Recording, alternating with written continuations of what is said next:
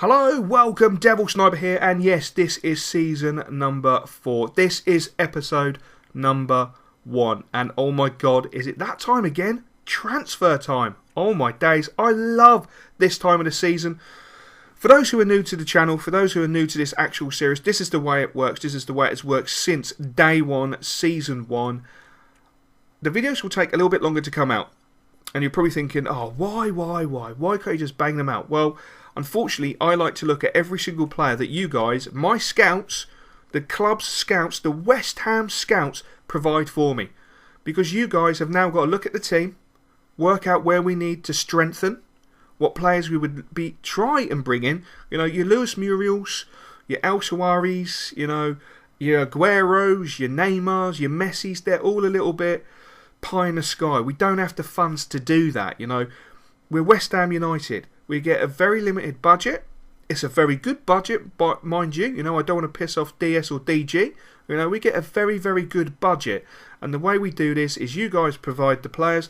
I look at every single player, and if I feel there's, at least 10 or 12 players who I really, really like, I try and narrow them down, and then I make a little bit of a, well, you'll see, and we go from there, basically. So don't expect a video, say, Tuesday or Wednesday or even Thursday, because by the time I give you guys like 24 hours to come back and watch the video. That means hopefully there should be around about, a good amount of views and a good amount of comments. Then I go away and I spend 24 hours putting everything together, all the players together, and then I'll record and see what the players like, because I like to play with them just to see if they work for me.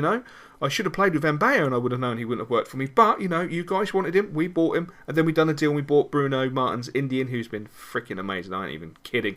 Anyway, in the background you would have seen Portugal have offered me a job. Do I go for it or do I hold out for England? My gut feeling is I really want to hold out for England, because I think that would mean a lot more, not only to me, but to you guys. So I'll be interested to hear your comments on that. Also, you would have saw the Jack Butland did decline the contract. As you know, in the live episode, we made a slight tactical error with pressing the button way too early, not realising it, and offer him an absolute piss poor contract. So basically what I'm going to have to do, which you'll see, is I'm going to Disneyland to meet up with Jack, sort out the whole contract issues, get it, hopefully the deal done, dusted, and out of the way. Out of the bloody way, and move on. Because you guys may not know, but it's time for me to fly away on my holidays. And I'm back! Wow, that was an amazingly quick holiday. So, I spent a lot of time down in Brazil with Eduardo Casemiro. Oh my god, I love Casemiro, he's fantastic. The budget is 16 million for this season, which is a good budget. As you can see, we've got high expectations, very, very high expectations. And one of the first things we're going to do is jump onto the database, look at the youth squad, because we've got a decent fact file on some very, very, very, very talented young players, and start bringing some young players in. I want to predominantly try and bring in 2 to 3 players into the club. We can loan them out, but I want to see how they do. They've got some decent potentials, which really, really interests me. Really, really, really interests me. So we're going to see how they do. We're going to make some signings and hopefully go from there. But as I say, I spent some time down with Eduardo in Brazil. We met up with Casemiro. Casemiro is actually fully moving over to the UK now. Obviously, he signed only in January, and to be honest with you, he was just in a hotel to begin with, and after a couple of weeks, he's been living with myself, and he's now decided that he wants to get a house over here. So what I'm going to do, I'm actually buying a house, a second house, and Eduardo and Casemiro are going to live there, so they don't have to worry about rent, anything like that. So the boys know they've always got a roof over their head.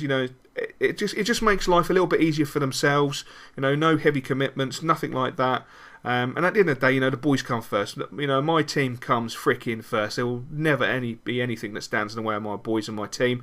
As you can see, Butland did sign the contract. Everything went well at Disneyland. It was a complete misunderstanding between agents. Again, I really do freaking hate agents. I wish we could just get rid of agents out of the game completely, because they cause more hassle, demand more bloody money, and just give me a lot of stress, aggro, headaches, heartache, and aggro, quite frankly.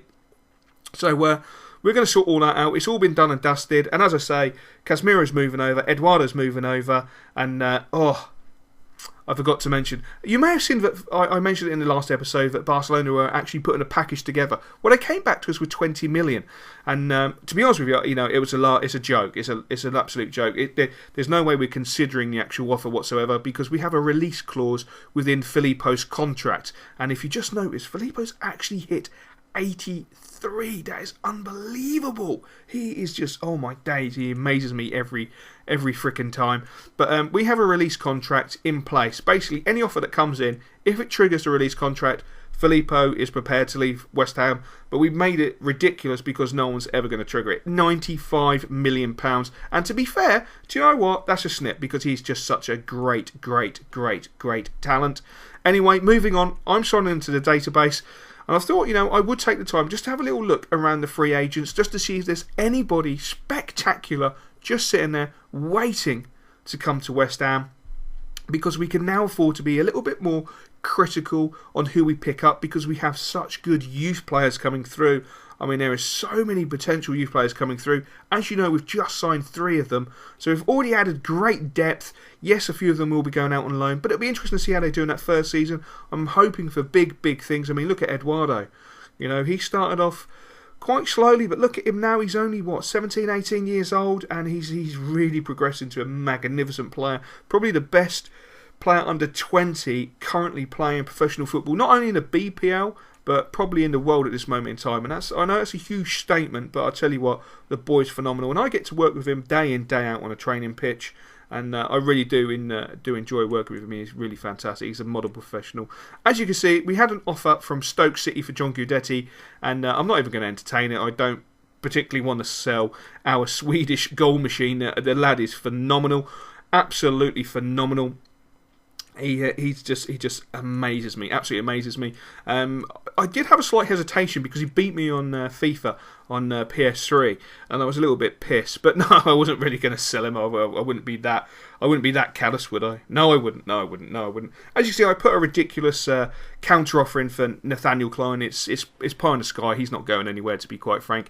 And we made a few approaches for players. We sounded out a few clubs over players to open up the lines of communication because, I personally feel we definitely need to add at the back. We definitely need to be bringing in a new centre-back. There's been a lot of rumours about James Tompkins, perhaps that he might be going because, certain parts of his game have dropped off. But I can reassure you, Tompkins is not leaving West Ham. He's one player who's been a complete and utter rock for 4 seasons, or the start of 4 seasons, 3 full seasons, he's been an absolute rock. I mean, he has a great partnership with the Tank at centre-back. I mean, Tank's dropped off a little bit, but, I fully expect them to rebuild their partnership, and now that the Tank's 100% fit. But we bought in Bruno's Indy. As you know, Bruno Martin's Indy, I should say. I do apologise. And he's worked out very well. He can play left centre-back and left-back, and he's been doing an absolutely marvellous job. Stefan is another player I'm really interested in. Same with Kolka of Sunderland currently. He's been playing really well.